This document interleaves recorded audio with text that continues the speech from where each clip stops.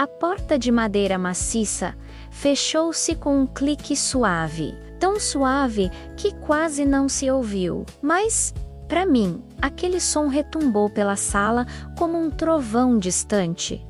Ele tinha saído. O ar, que minutos antes estava carregado com a tensão elétrica de duas almas se reconhecendo, agora parecia pesado, estagnado. Fiquei parada no centro do velho tapete persa, com os olhos fixos na porta. Eu estudava as ranhuras da madeira, como se esperasse que ele voltasse a qualquer momento, dizendo que tudo aquilo tinha sido um engano. Mas ele não voltou. A única coisa que restou foi o silêncio. E o silêncio desta casa antiga não é vazio. Ele tem peso, tem textura, tem cheiro. Girei o corpo lentamente, sentindo os músculos do meu pescoço tensos. Meu olhar pousou na poltrona de veludo verde onde ele esteve sentado. O tecido ainda guardava a forma do seu corpo, uma depressão sutil no assento, um vinco no encosto. Aproximei-me, quase sem querer. Estendi a mão e toquei o braço da poltrona. A madeira estava morna. O calor humano dele ainda estava ali, dissipando-se lentamente no ar frio da noite. Respirei fundo. Havia um cheiro novo na casa, misturado ao aroma de cera de abelha e lavanda. Era um cheiro terroso, cheiro de serragem fresca, de verniz, de chuva que está para chegar. Era o cheiro dele, o cheiro de um homem que trabalha com as mãos, que molda a natureza, mas que não consegue consertar os estragos da própria história. Fui até a janela grande da sala. Lá fora, a noite na pequena cidade era um manto de veludo negro, pontilhado por estrelas tímidas. Não havia barulho de carros, nem sirenes, nem as vozes apressadas da cidade grande que eu deixei para trás. Ali, o tempo parecia tropeçar em si mesmo. Vi meu próprio reflexo no vidro escuro. O rosto pálido, os olhos grandes e questionadores. Quem era aquela mulher? Não era mais a escritora bloqueada, fugindo de prazos e expectativas. Aquela Helena tinha ficado na capital. A mulher no reflexo era alguém que tinha acabado de profanar um túmulo emocional. Voltei para a mesa de centro, a carta, o pedaço de papel amarelado jazia ali, inocente e terrível. A caligrafia de Antônio Lacerda, elegante e inclinada, parecia pulsar sob a luz amarela do abajur. Senti um calafrio. Ler aquelas palavras sozinha era uma coisa, era como um voyeurismo literário. Mas lê-las em voz alta para o neto dele. Aquilo tinha sido um ritual. Eu tinha invocado fantasmas. Peguei a carta. O papel era frágil, quebradiço nas bordas. Reli a frase final.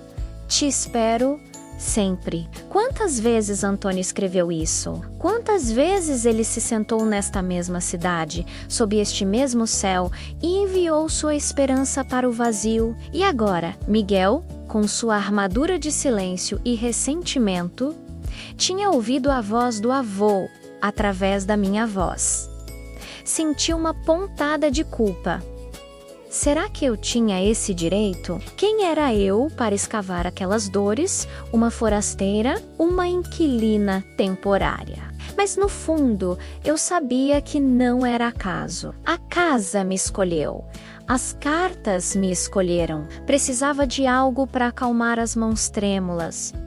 Fui até a cozinha. O chão de ladrilho hidráulico estava gelado sob meus pés descalços.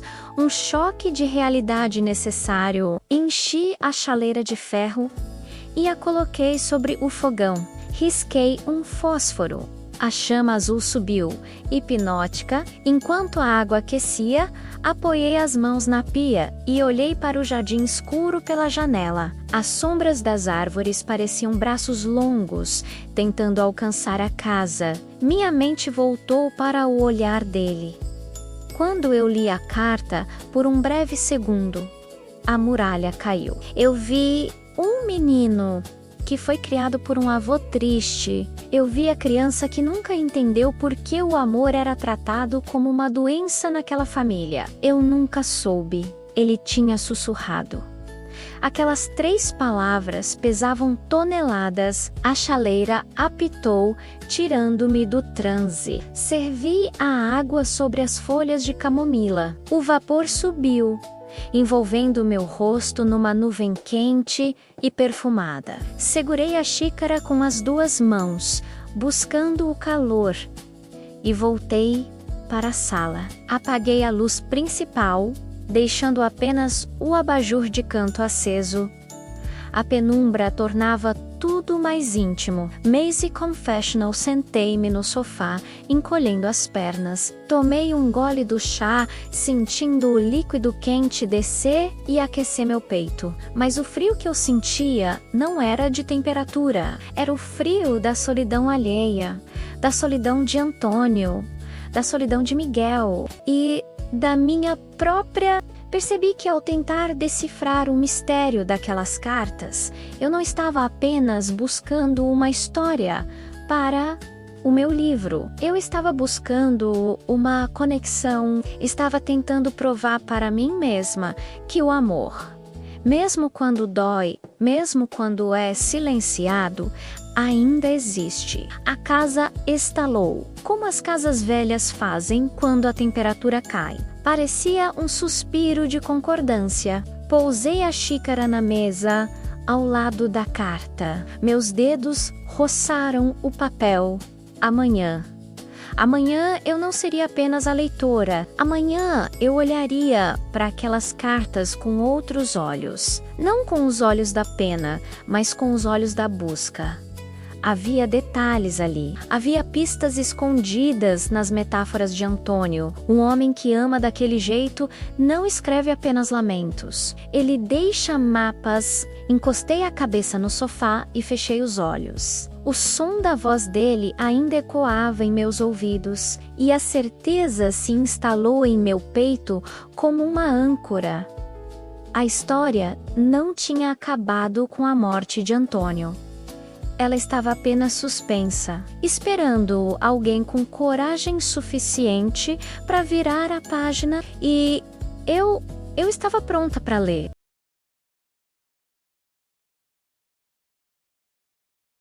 A luz da manhã invadiu a sala da casa de Dona Amália, mas não entrou de uma vez. Ela veio rastejando pelo assoalho de madeira, revelando a poeira que dançava no ar, lenta e preguiçosa. Helena abriu os olhos, sentindo o peso do cobertor sobre o corpo. Por um momento, apenas por um breve segundo, ela esqueceu onde estava. O teto alto, as vigas de madeira escura, tudo aquilo era estranho, mas então o cheiro da casa a trouxe de volta.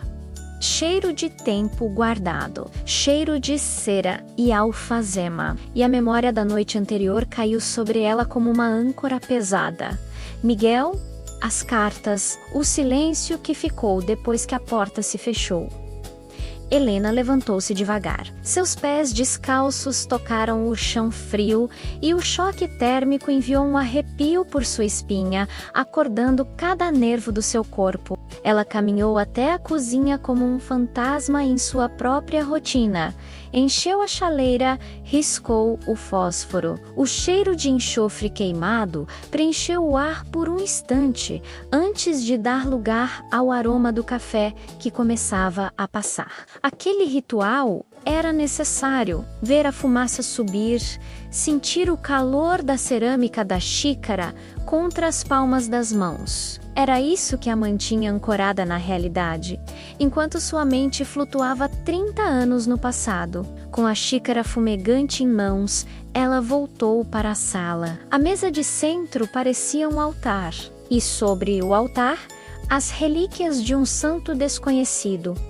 As cartas de Antônio, à luz crua do dia, elas pareciam mais frágeis. O papel estava quebradiço nas bordas. A tinta, que ontem à noite parecia vibrar à luz de velas, hoje mostrava sua idade. Era um azul desbotado, cansado de esperar para ser lido. Helena sentou-se.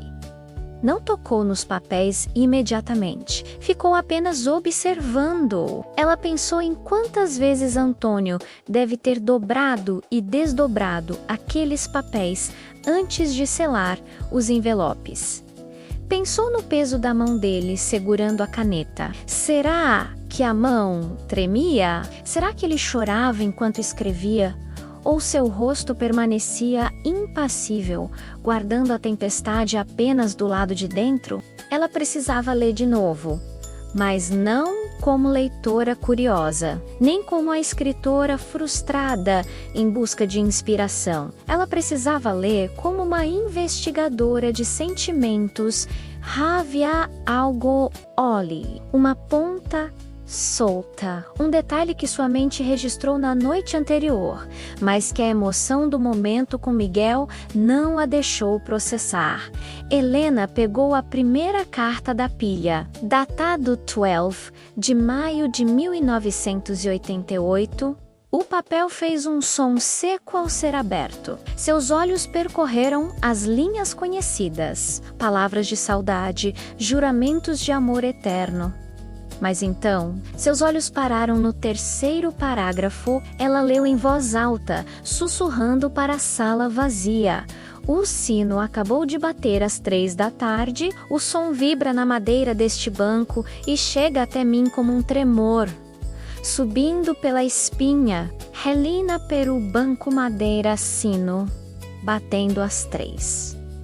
Ela fechou os olhos e tentou visualizar a cena. Antônio não estava em casa, ele não estava na oficina, ele estava perto o suficiente da igreja para sentir a vibração do sino, mas sentado em um banco de madeira. Ela colocou a carta de lado, com o cuidado de quem manuseia uma bomba relógio, e pegou a próxima. Agosto de 1989. Ano depois. Ela correu os olhos pelo texto até encontrar o que procurava. Lá estava. As folhas da paineira começam a cair sobre o papel em branco. Uma delas pousou agora sobre a minha mão, cobrindo a palavra amor que eu acabara de escrever. É amarela e seca, como o vestido que você usava no dia da festa. Helena respirou fundo. O ar parecia faltar em seus pulmões. Paineira. Folhas caindo sobre o papel. Ele estava fora, ao ar livre. Ela pegou mais uma. Dezembro de 1990. O verão devia estar castigando a cidade naquele ano. O calor é insuportável hoje. O ar parece líquido, tremulando sobre o asfalto. Mas a sombra desta árvore é o meu único refúgio. Daqui, deste meu esconderijo visível, vejo a movimentação da rua principal. As pessoas indo e vindo com suas vidas pequenas, mas ninguém me vê. Ninguém vê o homem que escreve para um fantasma. Helena alinhou as 3 cartas lado a lado na mesa. O padrão era inegável. Era claro como água cristalina. Antônio Lacerda, o homem que todos diziam viver recluso, trancado em seu mundo de silêncio, tinha um ritual público. Ele não escrevia escondido em um quarto escuro. Ele ia para a rua. Ele tinha um posto de observação. Helena se levantou e começou a andar pela sala, a mente trabalhando a 1000 por hora. Saindo da igreja, um banco de madeira antigo, a sombra de uma paineira e uma visão direta da rua principal. Ele estava esperando. Não era uma espera passiva de quem aguarda uma carta pelo correio. Era uma espera ativa, física. Eli Eitlow sentava-se naquele banco específico, abria seu caderno e esperava ver Clara passar. Talvez ela morasse ali perto, talvez fosse o caminho que ela fazia para o trabalho, talvez fosse o lugar onde eles se viram pela última vez. O coração de Helena batia forte contra as costelas. Ela olhou pela janela. Santa Cecília da Serra se estendia lá fora, com suas ladeiras de pedra e telhados coloniais. A cidade era um labirinto de memórias alheias. E em algum lugar lá fora, aquele banco ainda existia, aquela árvore ainda projetava sua sombra. E se Helena encontrasse aquele lugar, se ela se sentasse exatamente onde Antônio se sentava, talvez, apenas talvez, ela conseguisse ver o que ele via. Talvez ela entendesse por que ele nunca desistiu de esperar. Uma súbita determinação tomou conta dela. A tristeza melancólica da manhã se dissipou, dando lugar a uma ansiedade elétrica. Ela correu para o quarto. Abriu o guarda-roupa antigo, as portas rangendo em protesto. Escolheu um vestido leve, sapatos confortáveis para caminhar nas pedras irregulares da cidade. Prendeu o cabelo de qualquer jeito, deixando alguns fios soltos caírem sobre o rosto. Ao se olhar no espelho, viu que seus olhos brilhavam. Não era o brilho das lágrimas. Era o brilho da busca. Ela voltou à sala e pegou a carta de 1989. A carta da paineira, dobrou-a com cuidado e a guardou no bolso, perto do coração. Seria seu mapa, sua bússola. Ao girar a chave na porta e sair para a varanda, o mundo pareceu se ampliar. O canto dos pássaros soava mais alto. O vento trazia cheiros de terra úmida e pão fresco vindo da padaria da praça. Helena desceu os degraus da varanda. Cada passo ecoava como uma promessa. Ela estava indo encontrar Antônio, não o homem que já havia partido, mas o amante que ficou esperando no banco da praça, eternizado na tinta azul de uma carta esquecida. A cidade a aguardava, e o passado, escondido nas esquinas e nas sombras das árvores, estava prestes a ser perturbado.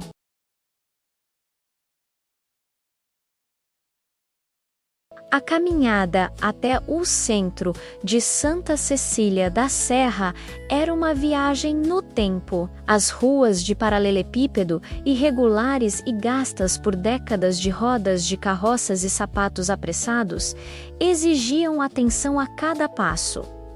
Helena caminhava devagar, não apenas por cuidado, mas por reverência. O sol, agora mais alto, aquecia seus ombros, dissipando o frio úmido que a casa antiga impregnara em seus ossos. À medida que se aproximava da praça principal, a cidade começava a sussurrar seus segredos. Primeiro veio o cheiro, um aroma doce e fermentado de pão saindo do forno, misturado com o perfume forte de café sendo torrado em algum lugar próximo.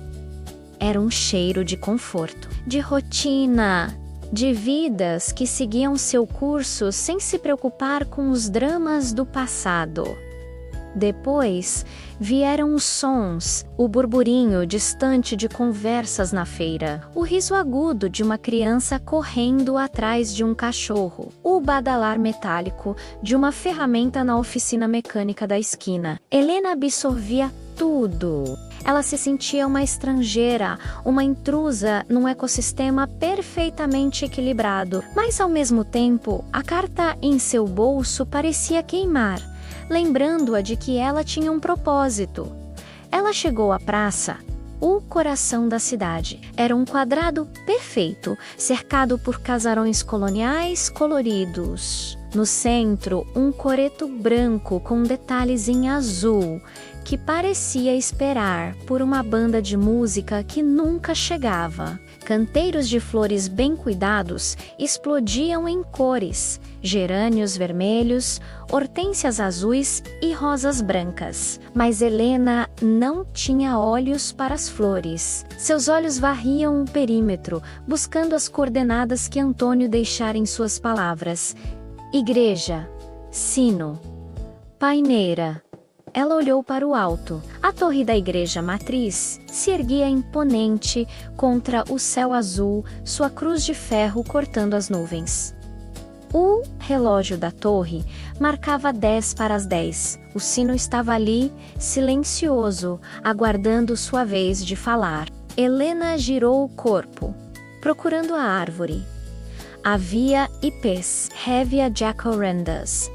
Mas onde estava a paineira? Foi então que ela a viu, em um canto mais afastado da praça, quase escondida por um ângulo da calçada. Estava ela, majestosa, o tronco grosso, coberto de espinhos cinzentos que pareciam cicatrizes de guerra. A copa imensa se espalhava como um guarda-chuva gigante, projetando uma sombra densa e fresca sobre o calçamento. E lá, aninhado sob a proteção daquela sombra antiga, um banco de madeira, o ar sumiu dos pulmões de Helena. Era exatamente como ele descrevera. O banco não era novo e envernizado como os outros da praça. Era velho. A madeira estava escura, polida apenas pelo atrito de anos e anos de uso. As ripas pareciam cansadas, curvadas pelo peso de tantas esperas. Helena se aproximou. Suas pernas tremiam levemente. Ela tocou o encosto do banco. A madeira estava morna. Lentamente, como se estivesse profanando um lugar sagrado, ela se sentou. E no momento em que seu corpo se acomodou ali, a perspectiva mudou. Daquele ponto, o mundo se revelava de outra forma. Ela estava escondida pela sombra da paineira, invisível para quem passava apressado no centro da praça. Mas ela veio tudo. Diante dela, do outro lado da rua, havia uma visão desimpedida da rua principal. Ela via a entrada da farmácia, a porta da antiga mercearia. E principalmente ela via a fachada de um sobrado imponente, de janelas altas e sacadas de ferro trabalhado, pintado de um tom ocre desbotado. Era a casa mais nobre daquela rua. É uma bela vista, não é? A voz surgiu de repente, fazendo Helena dar um salto no banco.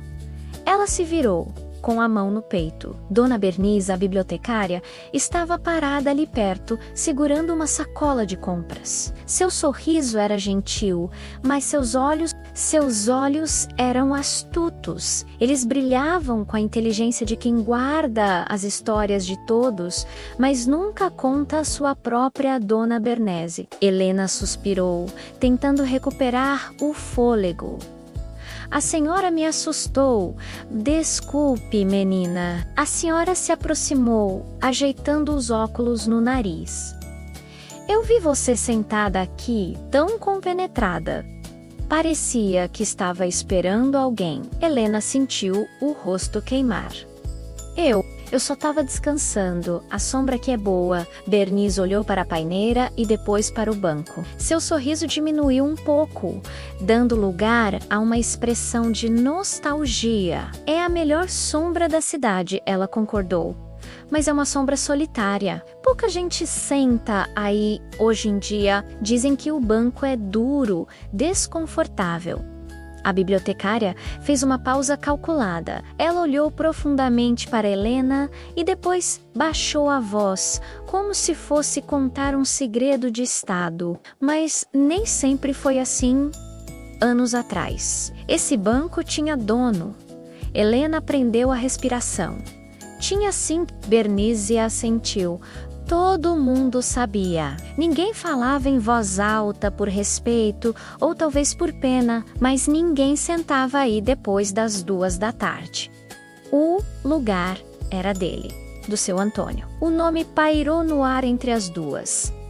Helena sentiu um arrepio. A confirmação. Ele vinha muito aqui? Helena perguntou, tentando parecer casual, mas falhando miseravelmente. To-dos aos dias. Bernice olhou para o sobrado ocre do outro lado da rua. Faça chuva ou faça sol, ele trazia um caderninho. Ficava escrevendo e olhando. Helena seguiu o olhar da bibliotecária até o casarão. O que ele olhava, Dona Bernice? A senhora suspirou, um suspiro longo, carregado de décadas de fofocas e tragédias abafadas.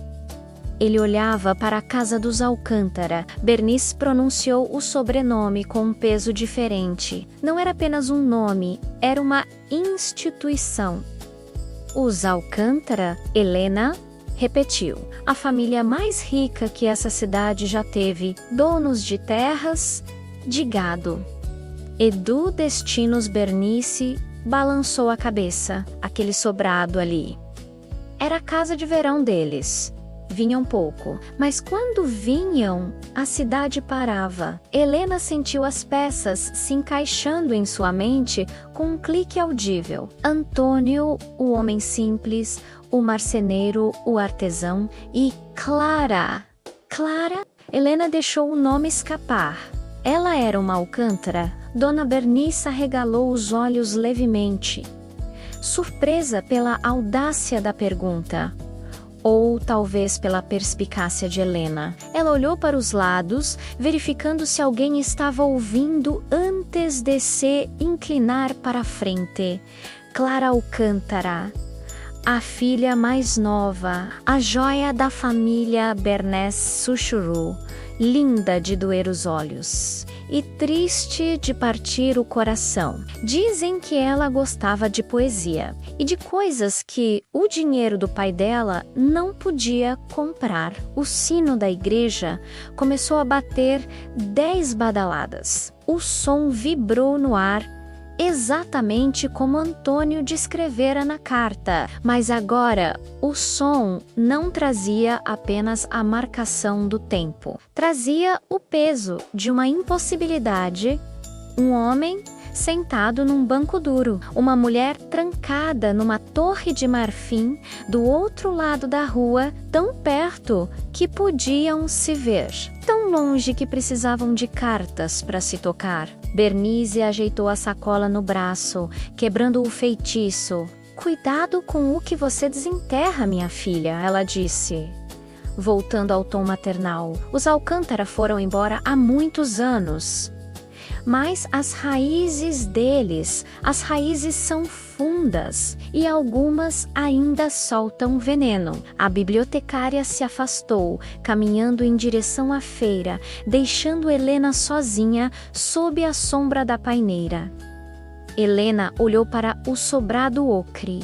As janelas estavam fechadas, mas agora ela sabia.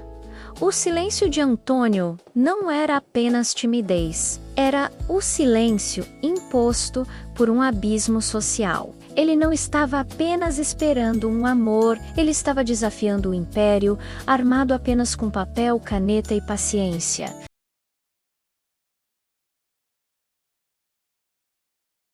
A tarde caiu sobre Santa Cecília da Serra, trazendo consigo o peso de uma tempestade iminente. O céu, antes de um azul límpido, agora estava manchado de nuvens cinzentas, baixas e pesadas.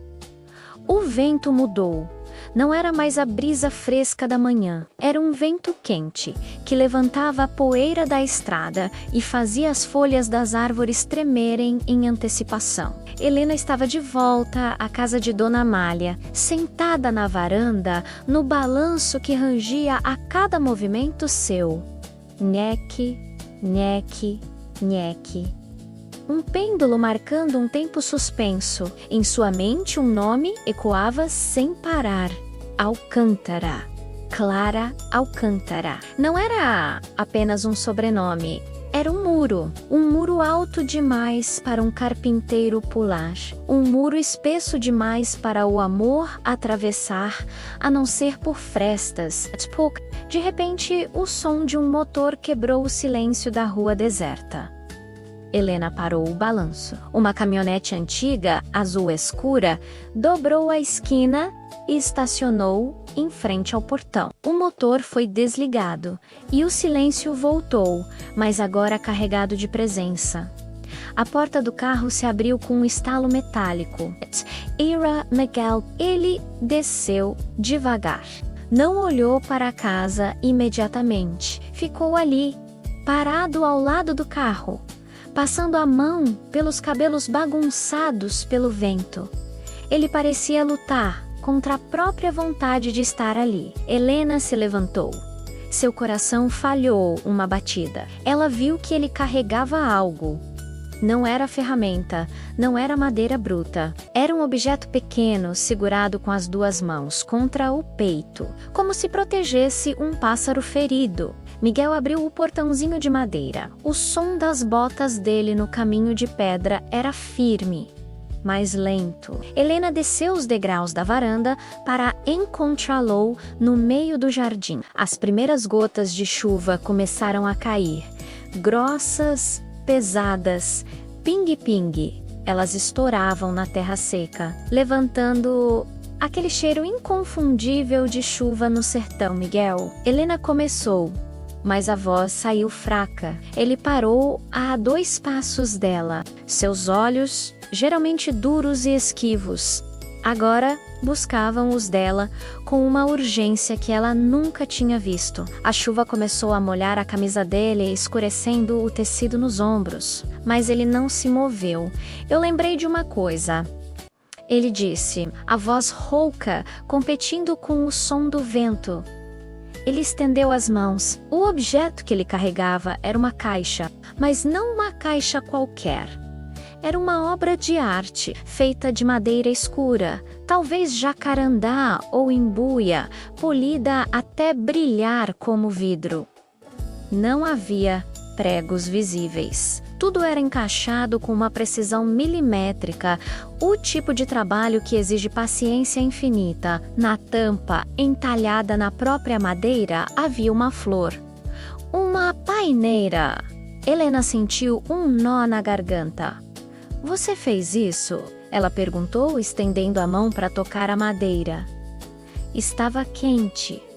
Fiz, Miguel confirmou. Eu tinha 18 anos, meu avô me pediu. Ele olhou para a caixa como se ela fosse um enigma que ele tentava decifrar há décadas. Ele disse: Miguel, eu preciso de um lugar seguro, um lugar onde o tempo não entre. Você faz para mim?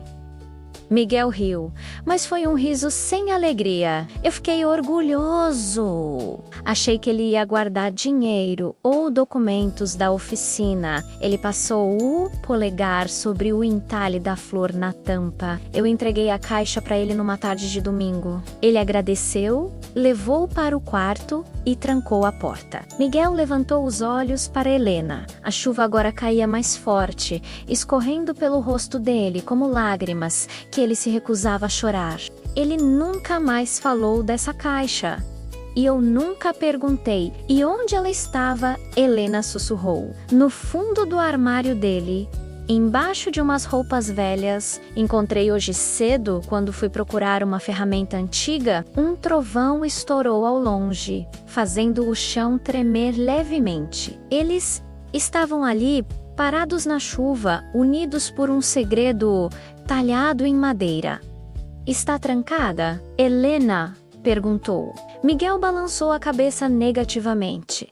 Não tem chave. O segredo é na madeira. Um mecanismo de pressão. Ele me ensinou a fazer. Mas... Ele hesitou. Mas o que, Miguel? Mas eu não tenho coragem de abrir sozinho. A confissão pairou entre eles. O homem forte, o carpinteiro que moldava troncos brutos com as próprias mãos, estava aterrorizado pelo que poderia encontrar dentro de uma pequena caixa de 30 centímetros. Ele tinha medo de confirmar o que as cartas sugeriam. Ele tinha medo de descobrir que o avô que o criou era um homem que ele desconhecia completamente. Vamos entrar, Helena disse, tomando a decisão por ele. A chuva vai estragar a madeira. Miguel assentiu. Eles correram para a varanda e entraram na casa. O ambiente estava seco e acolhedor. Helena acendeu a luz da sala. Miguel colocou a caixa sobre a mesa de centro, exatamente onde as cartas estavam espalhadas horas antes. O contraste era evidente. O papel frágil das cartas, a solidez eterna da madeira da caixa. A história estava completa ali na mesa. A voz que eram as cartas e o coração. A caixa. Helena foi buscar uma toalha. para Miguel se secar. Quando voltou, ele estava sentado no sofá, cotovelos nos joelhos, encarando a caixa. "Você sabe abrir?" ela perguntou, entregando a toalha. Ele secou o rosto e o cabelo, depois jogou a toalha sobre o encosto do sofá. "Sei, minhas mãos lembram." Ele esticou os dedos, mãos grandes, calejadas, com cicatrizes de formão e serra. Ele posicionou as mãos nas laterais da caixa. Havia um silêncio absoluto na sala, quebrado apenas pelo barulho da chuva batendo no telhado. "Helena", ele chamou, sem tirar os olhos da madeira. "Sim, se tiver alguma coisa aí dentro, alguma coisa que mude tudo. Você promete que me ajuda a entender?" Helena sente-se ao lado dele, perto o suficiente para sentir o calor do corpo dele. "Eu prometo, Miguel, nós vamos ler essa história juntos, até o fim." Miguel respirou fundo. Ele pressionou 2 pontos invisíveis na lateral da caixa. Ouviu-se um estalo suave.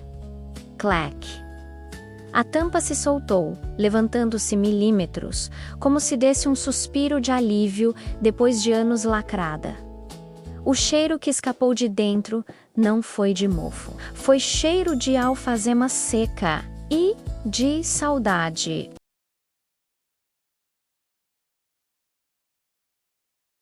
A tampa da caixa estava solta, mas Miguel não a levantou de imediato. Ele olhou para Helena mais uma vez. Havia um medo infantil em seus olhos, o medo de quem está prestes a olhar para dentro de um abismo. Helena sentiu levemente um gesto silencioso que dizia: "Estou aqui." Com as mãos trêmulas, Miguel levantou a madeira escura. A caixa se abriu. Não estava cheia. O interior, forrado com veludo vermelho, estava gasto pelo tempo e amassado no formato dos objetos que guardava. Eram apenas 3 coisas. 3 âncoras de uma vida inteira.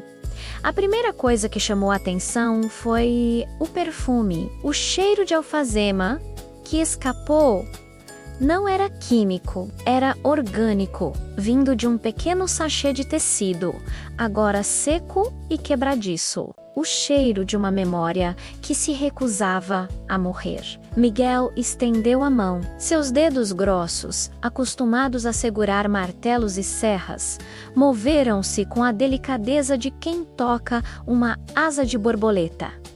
Ele pegou o primeiro objeto, um lenço. Era de linho fino, branco, mas amarelado nas dobras. Havia um bordado na ponta. Miguel aproximou o tecido dos olhos, apertando-os para ver melhor.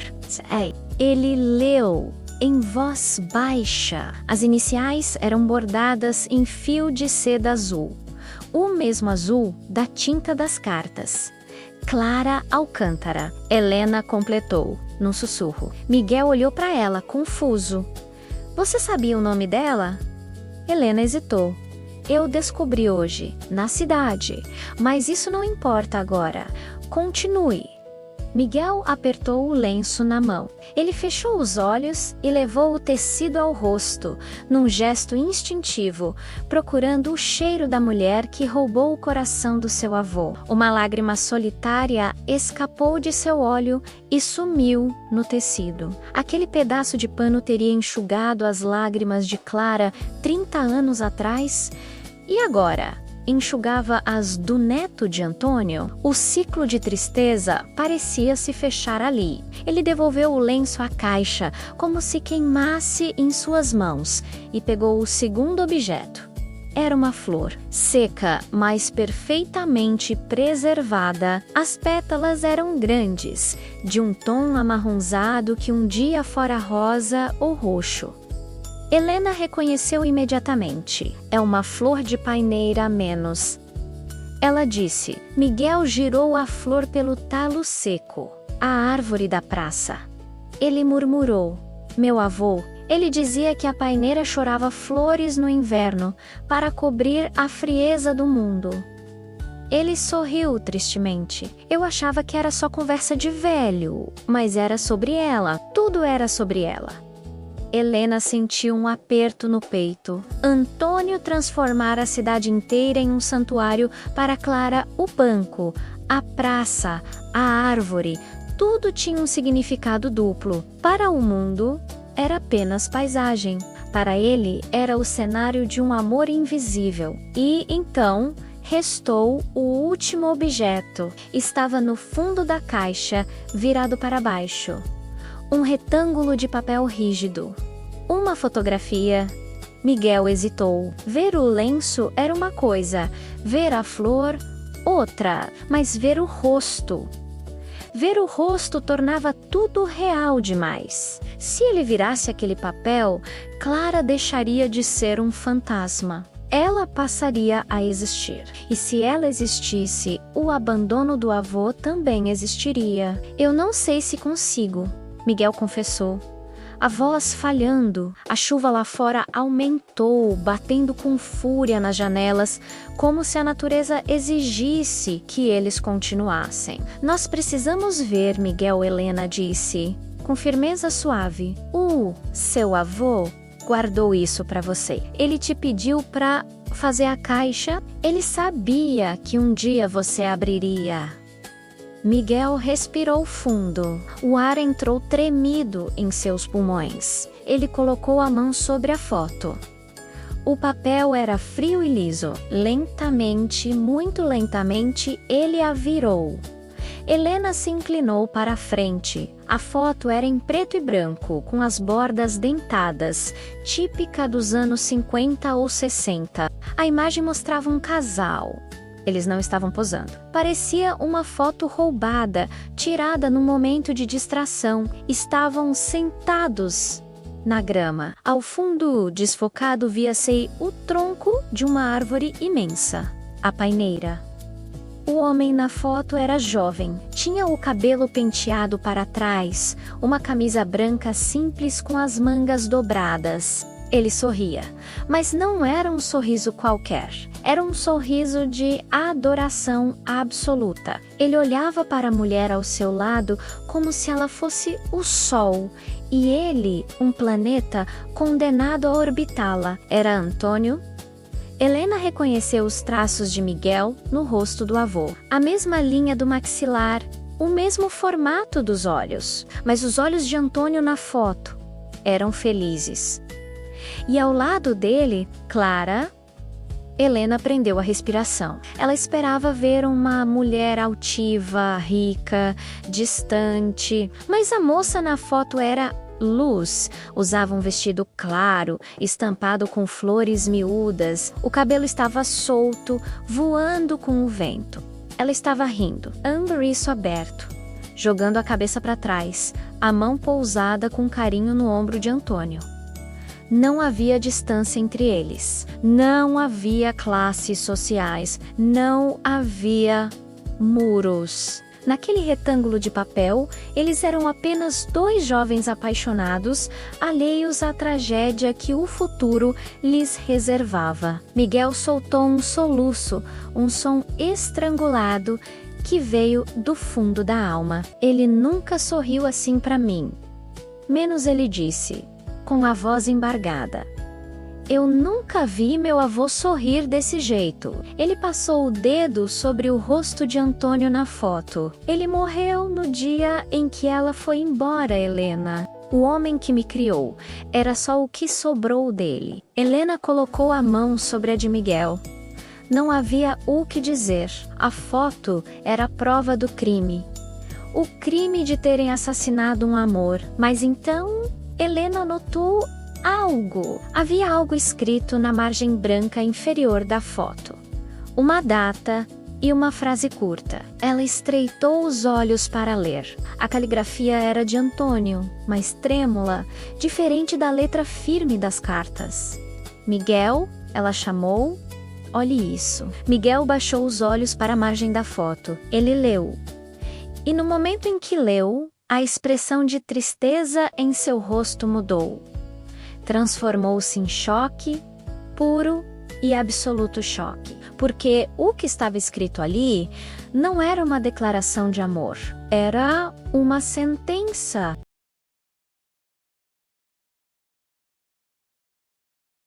A chuva lá fora parecia ter silenciado o mundo, deixando apenas a sala, a luz amarela e a verdade flutuando entre nós. Miguel segurava a fotografia com tanta força que seus dedos estavam brancos. Aproximei-me. Precisava ver com os meus próprios olhos. A letra de Antônio, trêmula, quase ilegível, rasgava a margem inferior da foto como uma cicatriz. Li em voz alta, devagar, cada palavra caindo no silêncio como uma pedra num lago escuro. 12 de abril de 1961, o dia em que me disseram que você partiu por vontade própria, mas os seus olhos, nesta foto, eles me dizem que você foi levada. Essa palavra ficou suspensa no ar. Não partiu.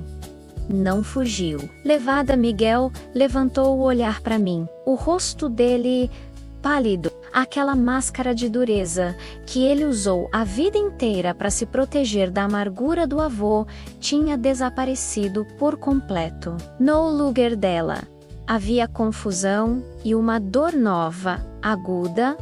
Levada, ele repetiu, a voz falhando. O que ele quis dizer com isso? Ele olhou de novo para a foto, buscando uma resposta no sorriso congelado de Clara.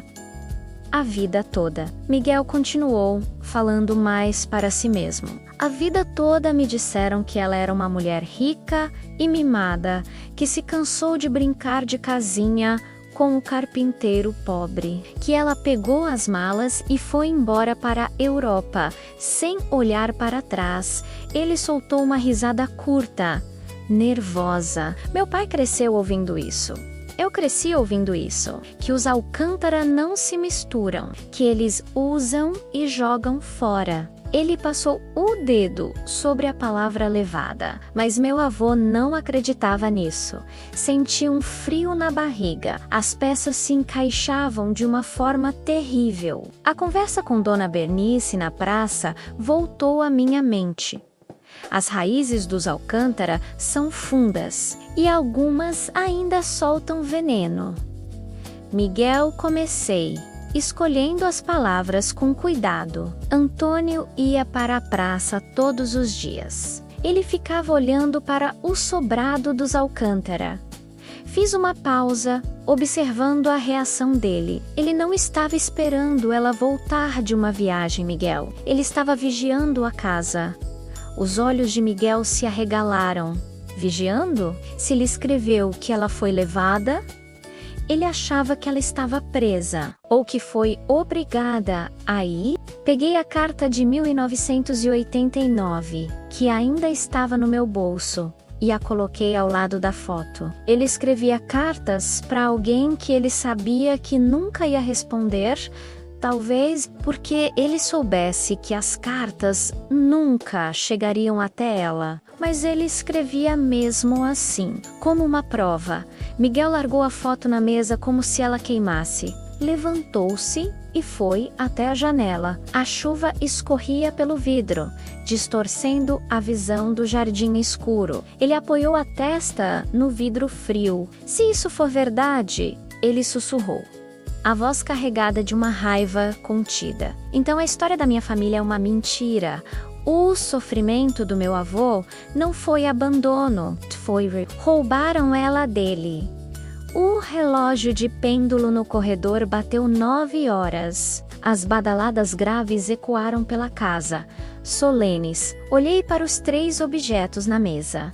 O lenço, a flor, a foto. Não eram apenas lembranças, eram evidências. Antônio Lacerda não tinha deixado só uma herança de tristeza para o neto. Ele tinha deixado um caso a ser resolvido, um pedido de socorro que demorou 30 anos para ser ouvido. Miguel virou-se para mim. Seus olhos estavam secos agora. A vulnerabilidade tinha dado lugar a uma determinação fria. Helena, sim, você é escritora. Você entende de histórias. Você sabe ler o que não está escrito. Ele caminhou de volta até a mesa e fechou a caixa de madeira com um clique suave, mas definitivo. Eu quero saber o que aconteceu em 12 de abril de 1961. Eu quero saber quem a levou e eu quero saber onde ela está. Ele colocou a mão sobre a caixa fechada. Você me ajuda? Olhei para ele. Aquele homem que horas antes era apenas um estranho hostil. Agora, éramos cúmplices. Eu sabia que deveria dizer não. Dizer que vim para Santa Cecília para fugir de problemas, para escrever meu livro e ter paz. Mas a história de Antônio e Clara já tinha se enraizado em mim. Era impossível arrancar. Eu ajudo, respondi. Miguel assentiu, um movimento breve de cabeça. Obrigado. Ele pegou a caixa. Vou levar isso para casa. Pela primeira vez, acho que meu avô vai dormir em paz hoje. Ele caminhou até a porta antes do Ser, parou e olhou para trás. Boa noite, Helena. Boa noite, Miguel. A porta se fechou. O som do motor da caminhonete rugiu lá fora e foi se distanciando, engolido pela chuva. Fiquei sozinha novamente na sala silenciosa, mas o silêncio agora era diferente. Não era vazio. Estava cheio de sussurros, cheio de perguntas. Olhei para a janela, para a escuridão lá fora. Em algum lugar, naquele passado nebuloso de Santa Cecília, havia uma verdade enterrada. E nós iríamos desenterrá-la. Custe o que custasse. Obrigada por acompanhar essa jornada comigo. Se você também acredita no poder das histórias e quer descobrir o que acontece a seguir, não se esqueça de se inscrever no canal e ativar as notificações. Até a próxima!